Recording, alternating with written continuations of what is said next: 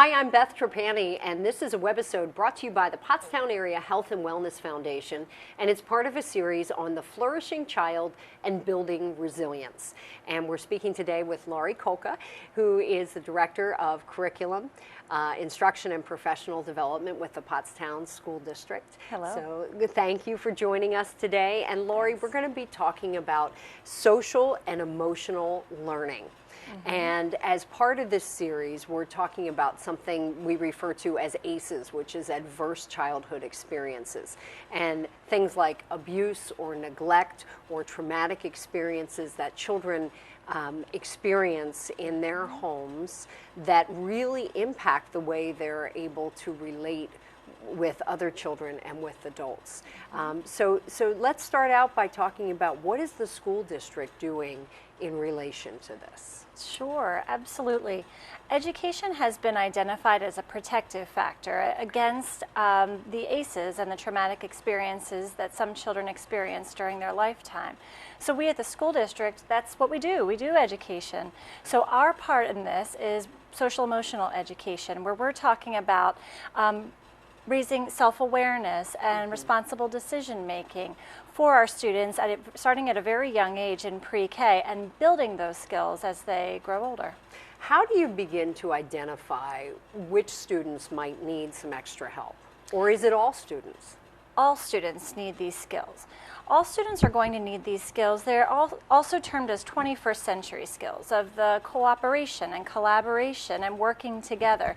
This is common for every student. So what we're doing is a base curriculum, which would be your core curriculum in social emotional learning. There may be students who need extra support, and we address that extra support in a different way. But what we're going to do in Pottstown is provide this core curriculum for all of our students. Okay, this is really kind of a revolutionary program for the area in that you really went around to some other school districts and looked at some good models to see what you could bring back to Pottstown and what might work here.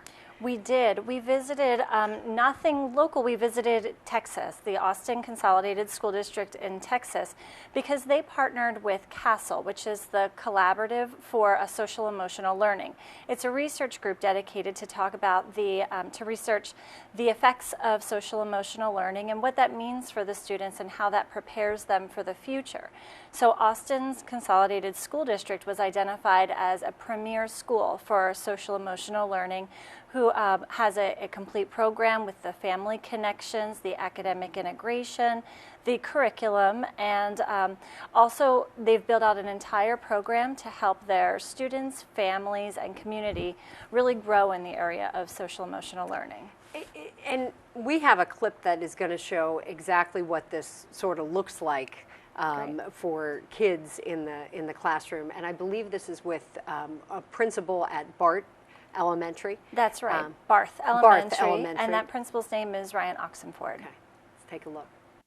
What's the most typical advice a parent will give when someone comes home and says, a kid named Mason keeps hitting me in the back? What are the things that happen? Tell the teacher, and what else? Hit him back. Hit him back, right? Don't tell the teacher because then you're being passive. Don't hit him back because then you're being aggressive. Be assertive.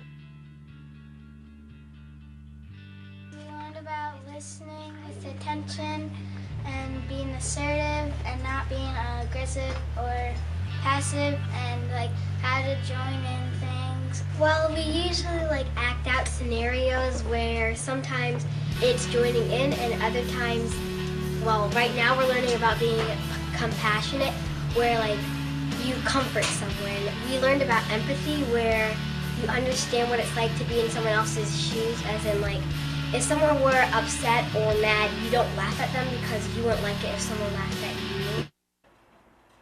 It's really impressive to hear a child that young using language like that and being so self-aware and talking about that. How do you accomplish that?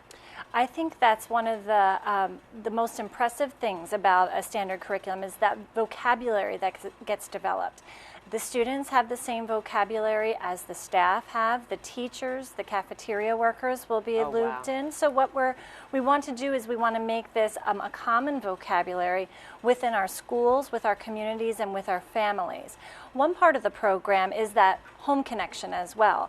So it's very powerful when a student is at school and hearing the teacher talk about using your assertive voice and not your aggressive voice, and then take that home to two siblings who are fighting over a television channel, and how that can apply in the same situation with the family using the same words as well. So what we're trying to do is build a community, a culture of support where we all have that same common vocabulary. How do you reach parents? Well, there's lots of ways to reach parents. Right now in our school district at the elementary level, we have a family advisory council that speaks to, that has community activist parents who are very involved in understanding what's going on in the school and shaping, getting their input into the schools as well. So that is one avenue. Another avenue is for wellness fairs, for example. Social emotional learning is as important as your physical health. So you'll start to see this at wellness fairs moving forward as well. I imagine that it's hard to break that cycle, as we heard the principals say. Parents will say, well, hit them back. Yeah. How do you go about changing and shaping those attitudes? What we're going to do is we need to really connect with the parents, and I think education is the key. As we mentioned, education is a protective factor, and the more we teach our children, the more they're going to bring home to their parents, and that will open the door for conversation. So when the child comes home and talks about those key words about naming your feeling and calming down, the parent is going to start to hear this vocabulary and wonder where it's coming from. And then we're going to support their understanding through homeschool connections, and then meetings with the teachers and school meetings as well. Laurie, one of the biggest challenges that schools face today is time.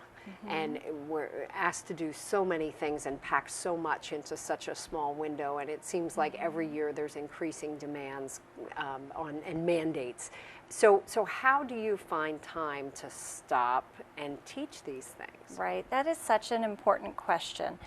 This year we started this pilot program with our teachers for social emotional learning, and these were our 60 teachers who wanted to be involved. And one of my challenges to them was, how is this going to look in your classroom?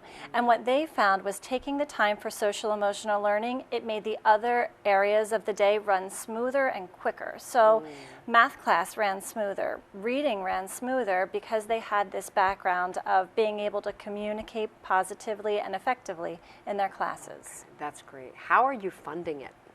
Oh, great question. We have multiple funding sources. One of our largest funders is the W.K. Kellogg Foundation.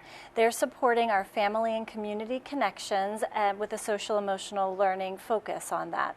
That's one way that we fund it. Our school district has put our district funds into play for this too, because we value this as an important part of the whole child learning. Great. Is there a way to sort of measure or check in or benchmark how things are going? Yes, we are evaluating our implementation through survey checklists with our teachers, and that would be on program implementation. As we move forward, we're going to be talking about surveys that measure changes in behavior from students, and then what would also be interesting would be changes in behavior from the school teacher point of view, and then also from the family's point of view too. So those are all things that we're going to do as we continue down this road. How will it look different at the elementary level with the very youngest up to the high school? The elementary level starts out with a core curriculum that includes puppets and songs, and then as the kids grow older, the material ages with them as well. So the intermediate students, grades 3 and 4, they view videos, scenarios, they act out scenarios. In the middle school, the topics change. Might be focused on tobacco and drug use and cyberbullying and appropriate uses of the internet. So it becomes very topical for the age group of the student. Terrific. It sounds like the school district has lots of support from lots of agencies, and I know that the PottstownMatters.org is one website that we're referring people to.